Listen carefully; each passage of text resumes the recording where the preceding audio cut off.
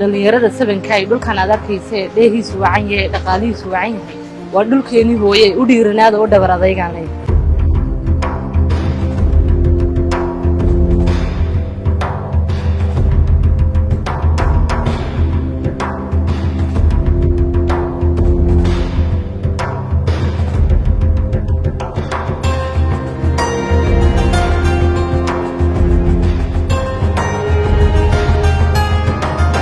laamiga ganacsiga laamiga ay jiraan xagan kama wafranayn balmeerad Soomaaliya ganacsiga laamiga marka marba sababta qofka ganacsiga markuu yahay meeshu inay suuqayn ahaan waxa ugu filan meesha laamiga tahay dhalinyaradu waxa ka faa'iiday shaqo abuur ka samaystay waa magaalooyinka maamuuska iyo miiqaamka ku leh geeyiga Soomaalidu degto waa caasimadda deegaanka Soomaalida waana xarunta gobolka Faafan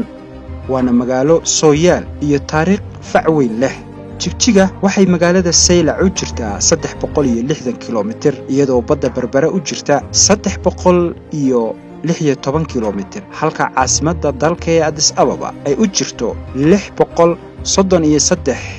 kilomitir masaafo dhan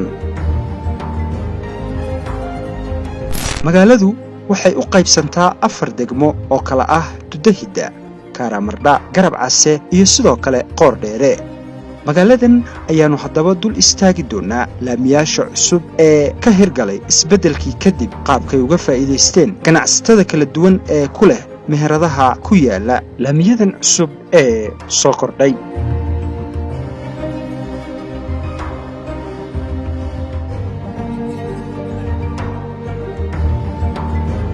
wadadan cidii hore garanaysan baa garanaysa sida hay'adda ka tahay waxaan oran karaa waa halbowlaha labaad ee magaalada wadadan ay degaan wadadan hortaniyo waxa wadday aan rajaynaa inay noqoto suuqa labaad ee magaalada Jigjiga adeegeeda macnaha xawligeeda iyo faa'iidadeeda iyo wax kasto say isku dul saaran yihiin dhismeeyuna si aad u socda marka run ahaantii waa mid aad iyo aad loogu baraaray oo oran karaa anaguna 100% aan alxamdulillah leenahay laamiga ganacsiga laamiga ay jiraan xagan kama wafranayn balmeerad Soomaaliya maadaama dhar tahay dharkana gaariga markuu bajaajti marto dhas soo kacay dhaskina dharkii bay ayuu bahdilaya moogtahay wax dhaslana dicina kaama qaadanayso marka faa'iido laamiga ku qabno faa'iidadaas wadadan horta aanu meesha waxaan soo degay maalmihii la dhameeyay aan soo degay wadadan waxaan aanu aaminsanay horta furdu faa'iido badan bay bulshada ay u soo kordhisay dhagastaba ha ahaatee mid koowaad adeegii socodkii yaa dib yaraaday oo berigii hore dee xaggaas la mari jiray oo raf wada dheer oo raf ahoo dadka waaweyn iyo dadka dumarka culus iyo waxaas ay mari karin baa yaqaan jiray waa la qaadi jiray rafa marka tan way ka dhawaatay waqtigii waa yaraaday baabuurtii idana waxa u tahay de service oo tahay oo idana waxa ma noqonayaan tan waa dhammaadona ay kolba dhac u noqdaan ta kale talabaad dadkii meheradaha lahaa iyaguna intii laamida la sameeyay baa laga kareysay guriyaha hadda ka hor ma jiro xaafado ma iska ahayd cidna dameena imaneyn cidna meena ku soo hawoonin inay suuq ka dhigto marka taas oo faa'iido labaad waxa ku qaba dadkii hantida lahaa ee guriyaha lahaa baa yaade kareystay oo halka shaqo uga soo baxay iyaga oo laamiga ma sha Allah waxa ka fiican tahay oo dad badan oo socda oo suuqa si fiican bay socota yani laamiga wadada kale waa kala duwan yahay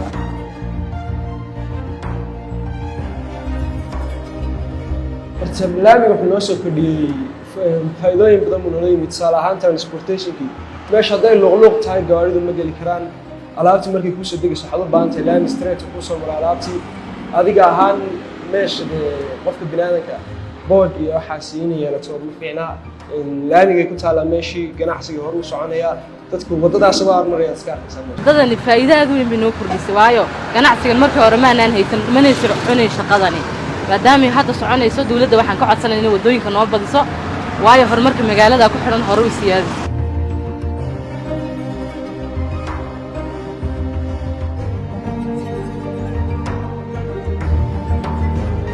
dhalinyaradu waxay ka faa'iiday shaqo abuur ka samaystay hadda qaaradan dhalinyaro badan oo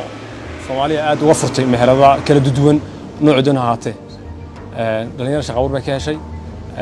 anaga ugu yarbaa ya markii la islaam sameeyay baa ya furno ku hawoonaba kolka anu waxaan leeyahay wada la'aan horta noloba kama horeyso waa nolol la'aan waayo dee jigooda waa naqaanayo halkaa wadada magad kaama ka jirta ganacsiga laamiga ma kala maarmaan sababta qofka ganacsada markuu yahay meeshu inay suuqayn ahaan waxa kugu filan meesha inay laami ku taalo markaas laamigu wuxuu kuu fudaynayaa adigii aanan marketing badan samaynin qofka markuu ka hormaro oo arkaya alaabta hadduu u baahnaa uu ka iibsanaya hadduu u baahnayn dadka u baahnaa uu sheegay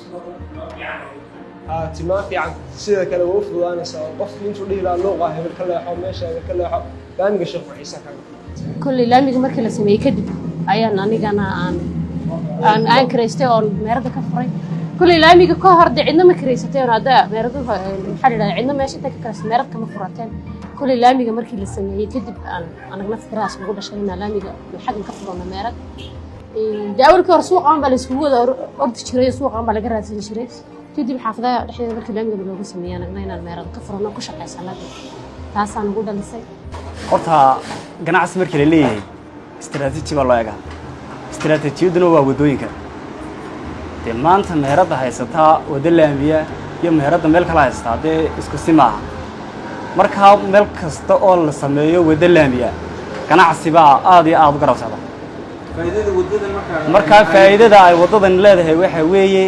waxay wadataa ganacsigeedii waxay wadataa bilicdeedii waxay wadataa horumarkeedii boqolkiiba 90 wadada rafa way ka qiimo badan tahay waayo waan ka shaqaysanaynaa ganacsigeega baa ku xiran alxamdulillaah ganacsigeega waa heer sare wadiga arkay markii hore waxaan ka bilownay xabxab kaliyaata haddana wadiga arkay wax walba waan shiidaynaa waana jarjaray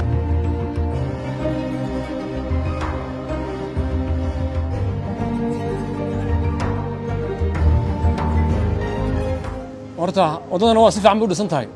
laakiin hal baa ka maqan qaybtii dhiraynta iyo siiro ka tahay marka xagga dhirayntii aad baa lagala dibdhacay anuu isleeyahay waayo dee laami marka la sameeyo quruxdeeda labaadi waa dhirta ani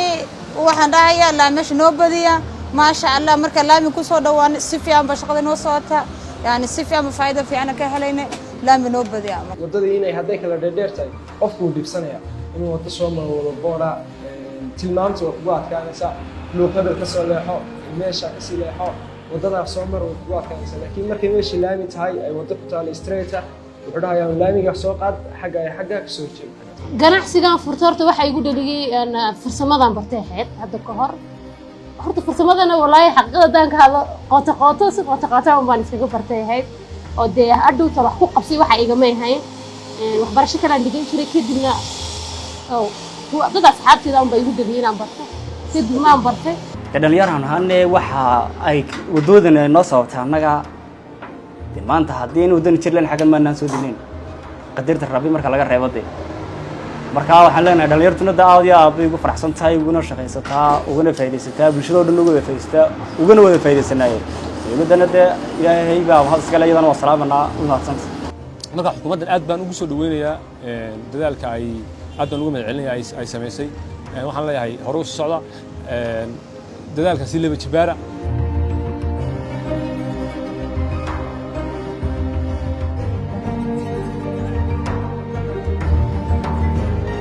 adeegan bixinaa waa babayga iyo liinta iyo afukaadhaha xabxabka iyo muuska sidoo kale maxaan ku dhahdaa waa shiiditaan iyo iyagoo la jarjarayo fruuda labadaba alxamdulillaah horta kulley anugu ganacsi umaan ku haweynahay hadda waa bilow mustaqbalka inaan sii ballaadhiyo oo maxaan ku dhahaa casreeyo oo VIP ka dhigo yaan rajeynayaa waa shoppi baan ganacsadaa maasha allah waa kareemaashi shindi maasha allah si fiican bay socdaa alxamdulilah shirkadda waxaan bilownay iminka muddo bil ku dhawaada ku socotaa maadaama uu dee waddanka horumar ku jiro dhismayaal badan iyo waddooyin cusub iyo la bilaabayo sidaas darteed waddanku inuu u baahan yahay camal marka koowaad shirkadda weli way cusub tahay marketing iyo waxaas way u baahan tahay weli lama soo qeybgeyn laakiin inta qof aynu ku shaqeyno aniga inta kale way soo socdaa meheradani waxay ka shaqeysaa tolmaha dharka ragga hadday suur tahay hadday isku joog tahay hadday khamiis tahay hadday labiska kala duwan ee shaarkii surwaalka tahay oo dhammaan wax kasta oo nin ragga xidho ayay meheradani ka shaqeysaa goormaad bilowday waxaan meheraddan bilownay aduu muddo 6 bilood ka hor ah وعضو وقتيدا دبيسنا دورت مقالة تجي أبي تام صنعته تام كذا أسنا مقالة حكوسة بيري اسميال عصب لامية عصب يهربر أضب بدنا عصب أنا بروح عن كم من هاي مهردها إما كعصب الراعية لامية عصب المقالة اللي قسمانية وضدنا يردقل سين ودوقنا هو ودين كعصب يكترتها horta dhalinyarada deegaanka gaar ahaan dumarka waxaan leeyahay shaqooyinka qaar way ka jaafaan daadiga oo ay ka qajilaan shaqooyinka inta badan yani xafiis bay gabadhu ka shaqaysaa way ka jecel yihiin waxa ganacsiyada qaarkood ma garanaysaa oo 5,000 4,000 xafiiska ka qaadanayaan ayay aaminsan yihiin ma garatay oo taksiga waan ku fulnayn oo marka waxaan ku dhiirigelin lahaa in ganacsigu nooc walba yahay ka faa'iido badan yahay